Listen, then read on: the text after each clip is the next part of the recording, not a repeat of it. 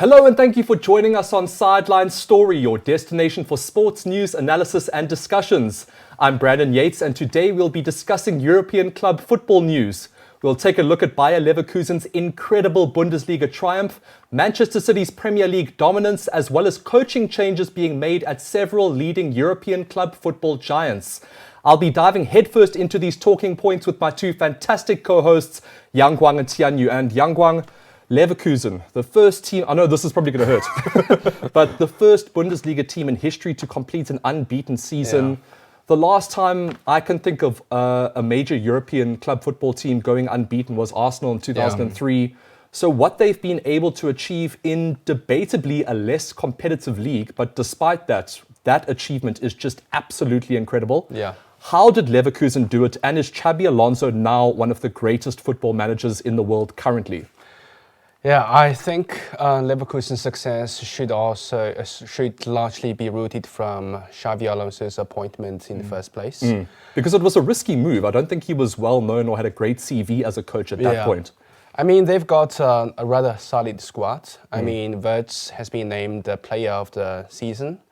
And I think a lot of that has to do with Alonso as well, because beyond his coaching tactics and his, tactical genius, as some football experts are saying, myself included to a certain degree, although I think it's a little bit early to call Alonso a genius, but also his experience as a player and also his experience working with several incredible coaches over his career as a player, I think that's also led to him being able to improve certain players that have ability but might not be performing at the highest level, like Wirtz. He's kind of taken him from a relatively unknown, unwatched young player to one of the most sought-after, highly rated young players in world football. Yeah, I mean, I'm sure Alonso's past footballing experiences as a player must have helped this squad grow into a first-tier side. And he also played in Bundesliga before with Bayern Munich, so that also helped.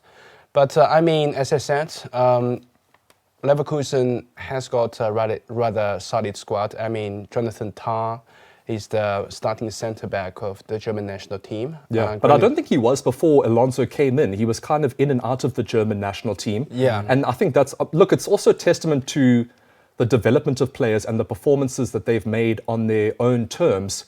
But I also think Alonso deserves credit for, well, we've already mentioned Wirtz, but Jonathan Tah as well. I think that he's, in conjunction with Alonso, turned out to be one of the best centre-backs in the world. And I think Alonso and Tah both deserve a huge amount of credit for the progression in his career, where it was kind of stagnant before Alonso joined. Yeah, and also Granit Xhaka. He already won reputation at Arsenal, but I don't see this team with the same squad win the Bundesliga title under a different coach, not even mentioning winning it unbeaten throughout a season. And Xhaka's another name, because I think football fans have always recognized Xhaka as being a great talent in terms of what he can do in midfield. And I think he's also a great leader and he's a very hard worker. But he's also had a reputation for having a very inconsistent temperament and a bit of a bad temperament, actually.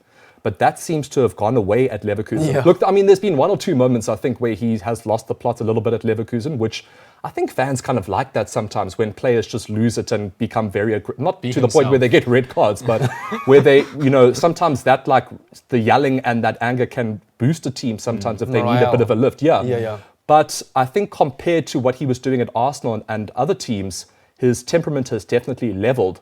And again, I think that's a combination of, a player's dedication to a cause, but also Alonso's man management. Yeah, he really made the locker room of Leverkusen with great atmosphere. And he really controls the players' emotions greatly. I think Alonso also made the team very balanced.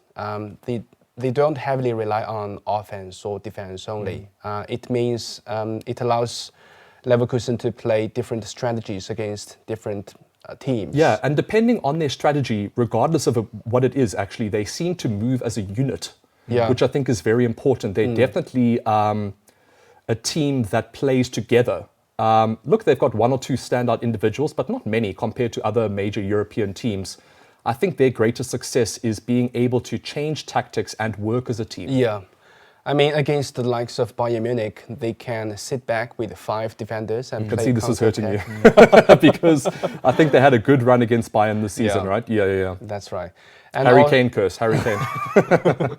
And they can also keep the ball under their feet and dominate against mid or lower table teams. Yeah, and that's so important, I think, especially when you're going through a domestic season. I think we've seen a lot of very talented teams beat, their major rivals, but then struggle against, mid-table or, relegation-threatened teams. Not a problem for Leverkusen this season. They never seemed to lack motivation. And they never seemed to really underestimate any teams in the Bundesliga, which I think is, again, testament to the players and to Alonso. I think it came from the requests from Alonso on the team's offense and defense. When they play defense, Leverkusen is very clear in positioning. They make sure they have enough players to mark the opponents on their own half. And when they got the ball from defending from their own half, they don't rush to play transition to the front. They take their time to move the ball forward. Yeah. They are very patient in their own half and taking minimum risks. And on the other side, when they move the ball on the opponent's half, it's like they work as a gearbox, speeding up really quickly. Yeah. And they don't play cross often. Rather, they would create opportunities Through the in middle. the middle. Yeah. And they've got so many creative players that are able to, make that happen. And I guess the likes of Boniface and Wirtz, they are often there to finish off chances. And I mean, even Xhaka has the ability to launch some, 30-yard shots from midfield. So they've got a lot of attacking weapons. But I think, like you said, in defense, I think a lot of those weapons are protected. I agree with you. Leverkusen and Alonso were able to find a great balance this season. They also seem to have great resilience as a team because there were many instances throughout the season, domestically and in Europe, where they were either down by a goal or, just not clicking very well and, throughout an entire game. And they often found last-minute winners, last-minute equalizers. And I think, again, that is also a combination of team efforts and, believing in the manager and his tactics. I remember there were consecutive games towards the end of the season. They either won or drew with last-minute goals. Yeah, like 98th minute or, some of those so crazy last-minute winners. Yeah, so frustrating. Taking a note out of Alex Ferguson's book, Fergie time. Now we've got Alonso time. Chinese fans said on social media that to watch Leverkusen's game, you only need to turn on the TV 5 minutes from the final whistle. Because that's when all the action goes down. They definitely score there. Absolutely, yeah. But I think luck is just a part of the scoring frenzy in the final minutes. I mean, the Leverkusen players' confidence, game make after their game. own luck, right? Yeah, victory after victory. And their consistent execution of Alonso's game strategy throughout the whole season allowed them And up to... until like the 98th, 99th minute, that's the thing as well, is that they seem to follow through even if things are looking very dire. I mean, even going, like we've said, going into the 90th minute, even if things are looking terrible for them, they still stick to their guns and they keep pushing, keep believing, and eventually that creates chances and creates goals scored. Exactly, it so reminds me of early United from, the early to mid 2000s, which is very hard for me as a United fan to admit now. But it's really is a combination of hard work, determination, believing in the coach, and just sticking to what you can do until the last second. And Leverkusen are so good at that. Yeah, that's why they always hang on to the end in every match. Tianyu, what has been your take on Leverkusen's just brilliance this season, particularly in the Bundesliga? Yeah, I agree with Yang Guang. I think the biggest reason behind Leverkusen's success this season is Xabi Alonso. When he started managing the team 2 years ago, it was still in the relegation zone. And it was him who lifted this Leverkusen to the title in just 2 years' time. Crazy. Yeah, I think under Alonso's coach, this team has become very flexible in tactics, just like Yang Guang said.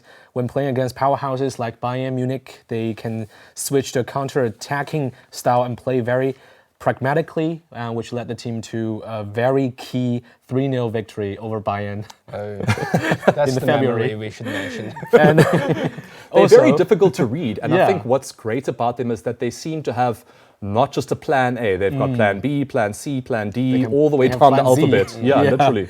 Also, they can play ball position. They tire their opponents out if they want to press.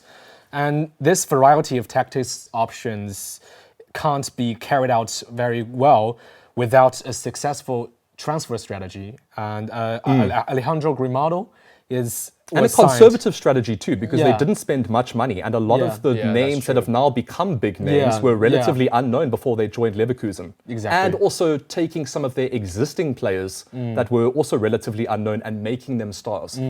Alejandro Grimaldo was signed from Benfica. He's been For no brilliant fee. for them. That left foot is deadly. For no fee. And Yeah. his presence transformed this whole team. He can pass, he can cross, he can shoot himself. And this skill sets has brought Alonso so many options in assigning his roles. Manchester United probably could have bought that entire squad for the same fee that they paid for Harry Maguire. So yeah, great work, United bosses. Yeah. Great work.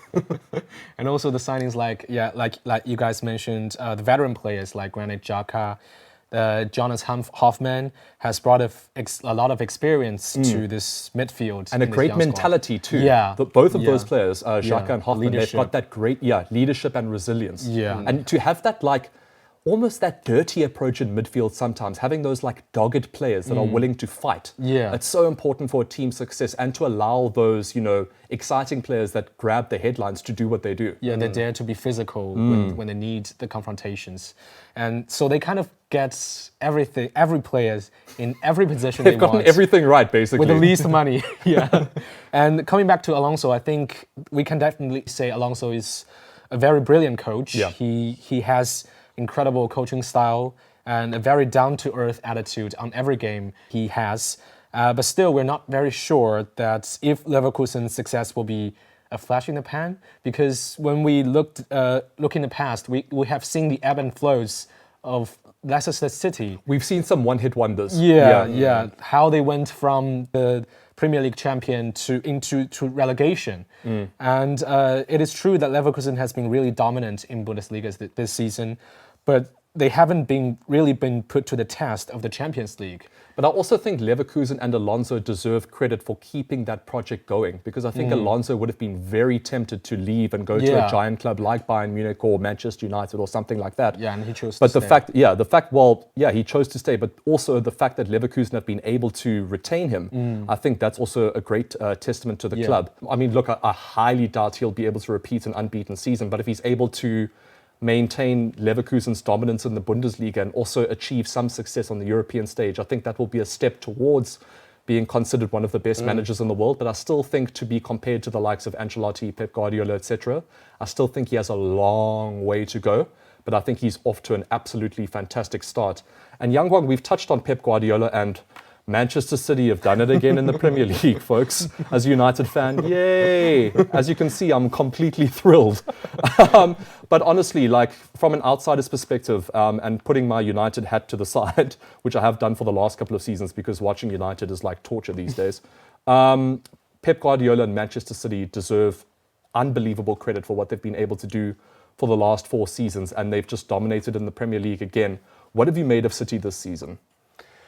Yeah, their consistency is just on another level compared with the rest of the Premier League teams, especially towards the end of the season. I mean, this season is just a good example, but think about in 2019, Liverpool got 97 points, but still finished the second behind City. That's the thing. They've had so many incredible chases, but they've never seemed to be that thrown by any other club that's chasing them. They always seem confident that when the time comes, when the chips are down, they'll be able to get over that finish line, and they've done it again and again and again. Yeah, they don't make mistakes at all. I think Pep Guardiola just doesn't allow it, because if you've seen some of the footage of him yelling at players and some of the inspirational team talks that he gives, that man has energy like you cannot believe. Yeah, it not only came from the footballing supremacy on the pitch, but also mental fortitude and the depth of the team. There's an old saying in China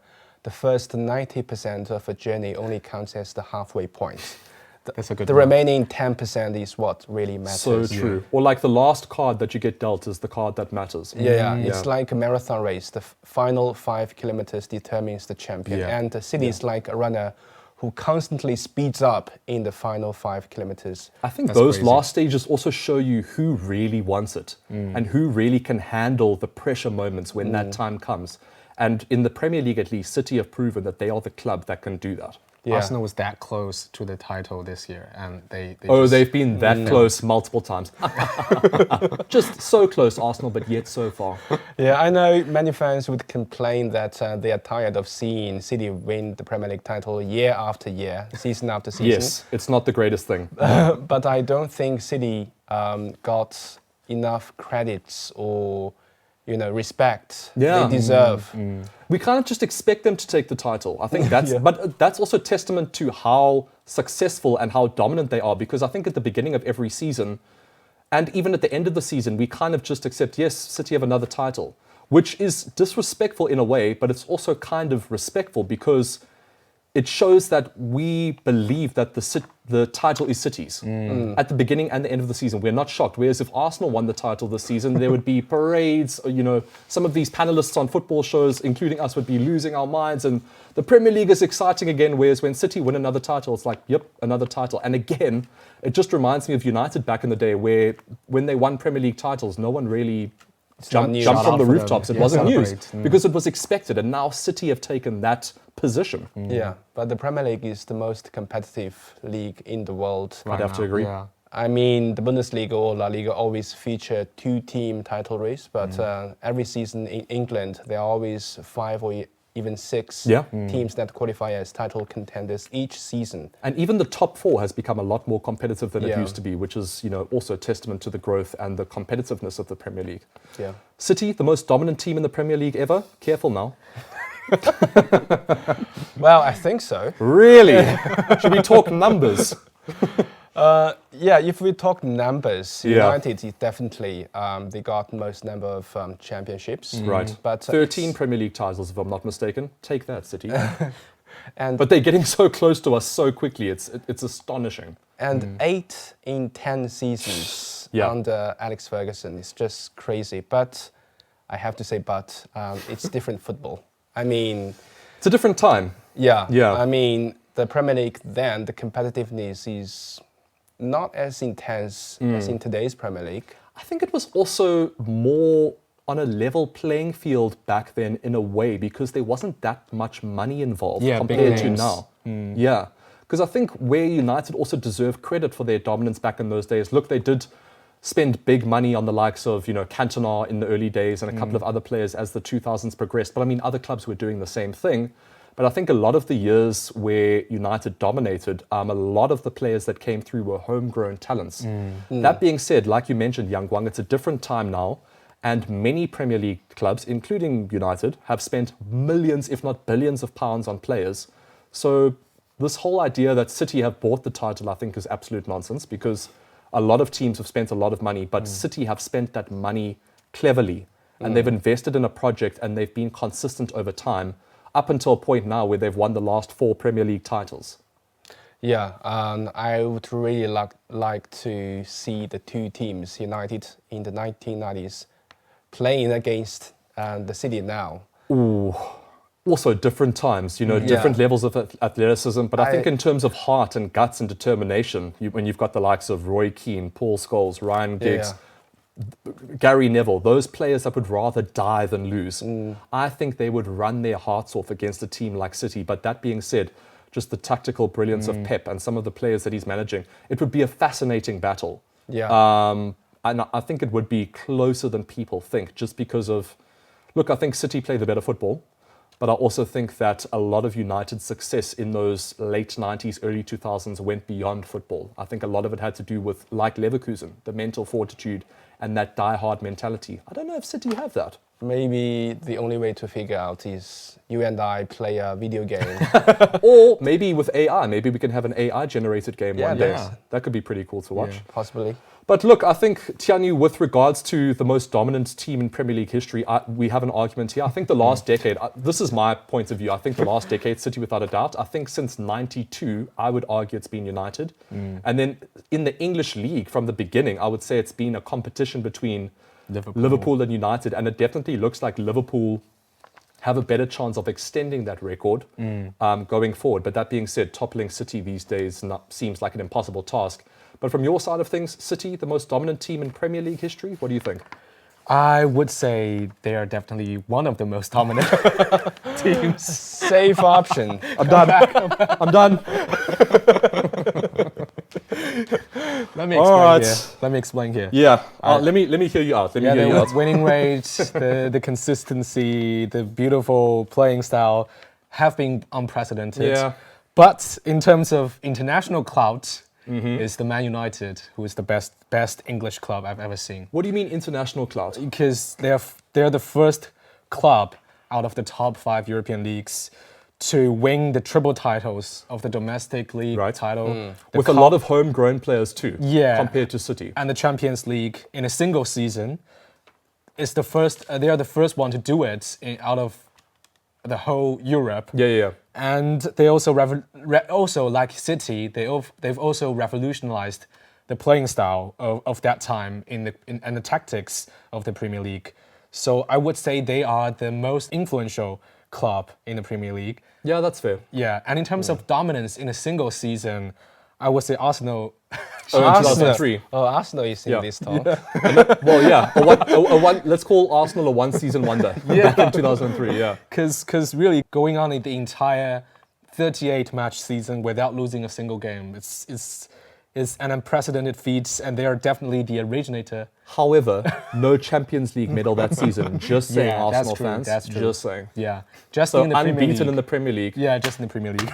Well done. No Champions League title. And they're kind of the originator of the beautiful football playing style, like focus on ball position and quick passes. And to win the title without biting my dropping tongue the here. game and such a beautiful playing style is definitely revolutionizing. I think Wenger and his approach to football, I think also changed the Premier League because he brought in that real professionalism and the dieting and all of that stuff and player fitness. I think that also had a huge impact on the Premier League that we're also seeing now. And another exciting thing to watch is Arne Slot coming into Liverpool and replacing Jurgen Klopp, who's one of the best managers in the world, I would say, for also the last decade. What impact do you think that will have on Liverpool when Slot, takes the reins? I'm not optimistic about Slot's future with Liverpool at all. I mean, I don't know anything about this guy. I don't even know if I'm saying his name right. he probably would end up another Eric Ten Hag. Sorry, Brandon. Fingers crossed. Please turn Liverpool into a disaster. Maybe even worse. Yeah. I mean, I don't know if that's possible. the Liverpool's team is so used to Klopp's football. And his style, and his energy, and his impact on the squad. I think that's going to be very hard for a new manager to replicate quickly. Yeah, so hard for a new manager to inject his thoughts into this team. Yeah, and the belief from the players. Yeah. Even though big data shows that Slot and Klopp share very similar football philosophy. Tianyu, what do you think Slot's impact will be? Yeah, I think what we are pretty sure right now is that the whole Liverpool team is going to really miss Jurgen Klopp. And the fans. Yeah, and the fans, because he has brought so much to Liverpool. Apart from 8 titles in 9 years. And their first Premier League title after a 30-year wait. Yeah. He has instilled so much, the efficient playing style, the rapid counterattacks, the intensive high pressing within this team. And a big, like Yang Wang said, a big reason why Liverpool chose Arne Slot, I think, is that he has a pretty similar football philosophy to Klopp. But also a big reason why Klopp left was that he said it takes so much energy to maintain what he's done at Liverpool. So it's going to be interesting to see if Slot can reach that level of energy that Klopp was able to maintain for almost a decade. Yeah, because the problem is that he has never led a team in the top 5 European leagues before. So even though his tactics opinions are similar to Klopp's, still there are going to be a lot of difference in terms of their coaching style. Yeah. And the whole team will experience a period of transition. Like Yang Wang said, the post-Klopp syndrome, and there will be a lot of inconsistencies and tactical shifts which will affect Liverpool's performance. So based on these factors, I don't think Liverpool's will have a very bright prospect for next season. Yeah, time will tell. And speaking of bright prospects for next season, Bayern, Yang Wang, managerial uncertainty, bad performance in the Bundesliga, decent performance in Europe, so it's not all doom and gloom for Bayern. But going into the new season, do you think that they've got some exciting managerial candidates that could come in? And what are their prospects for next season? Can they bounce back? I doubt it. They've got so much talent, though. I mean, you've got one of the best squads in Europe. But they don't have a very good manager now. I mean, Well, they don't have a manager right now. Yeah. Their decision making off the field is just confusing to me these years. They fired Julian Nagelsmann right before their tie against Manchester City in the Champions League last season. And this season announcing Thomas Tuchel's departure mid-season and then reversed that decision, wanting him to stay. Yeah, and while they were having a pretty good run in the Champions League. I mean, I know the Bundesliga was a disaster, but I think that the timing of that announcement when Bayern still had a very good shot of progressing in the Champions League was not a great decision from the Bayern hierarchy. And they got rejected by Thomas Tuchel. Yeah. Now they need a new coach. And other candidates too, allegedly. Yeah, with everyone knowing that they just want an interim coach because the ultimate target is always Xabi Alonso. So they got rejected by many candidates, even Ranić. Yeah. Now, another fine piece in Manchester United's latest history, Ralf Rangnick, yeah. And they are even seeking possibilities with Vincent Kompany now. Yeah, who just helped to get relegated. Yeah. Jeez. So it's but you know, to be fair, he also did lead Burnley into the Premier League from the Championship as a very young and inexperienced coach. So fair enough. There's potential there, but I don't think Bayern need potential right now. They need success right now. Their decision making is just terrible. Very weird. Now. Tian Yu, Bayern's prospects? I think they still have the potential to bounce back. I mean, this season they have endured so many problems. Injuries. Harry Kane brought the curse. Injuries is the biggest factor. They have injuries to key players like Kingsley Coman, Leroy Sané, and several defenders. And that means Thomas Tuchel doesn't have like a complete squad for most of the season. And like we said, Tuchel's playing style is another factor we've talked about so many times before. Tuchel is clearly not the right choice for Bayern. But yet they asked him to stay after asking him to leave. So it does seem like the hierarchy are not really sure what's going on. Yeah, but the signing of Harry Kane is definitely the silver lining for Bayern, because... Well, that's on paper, yes, but we don't know what kind of curse is going on there, because to have a season like he did and end the season with no titles, how else can you explain that besides some sort of footballing curse? It's crazy. But looking at the data, there's 44 goals in That's 45 games. The data speaks for itself, but there's something else going on with Harry Kane. I think he must have done something terrible in a past life, because the football gods do not agree with him. I think we haven't seen the most of Harry Kane yet. Would you agree? Despite scoring, like 36 goals in the Bundesliga? I mean, how much more can this man give? If Bayern could find someone that could maximize his potential and brings in some key players, just like Harry Kane. And a key manager, right? Yeah, a key manager to replenish their squad. I would say it's still very possible for Bayern to stage a comeback. So plenty to look forward to next season. Seeing what happens at Bayern, seeing what happens at Liverpool, seeing if Leverkusen can maintain that dominance in the Bundesliga. So I think this particular European club football season has been great, but I think there's also a lot to look out for going into next season. But that's all we have time for on this week's episode of Sideline Story. Thank you so much for joining us. And of course, we will be back next week with our latest topic, and we'll see you then. This is CGTN Radio. Hear the difference.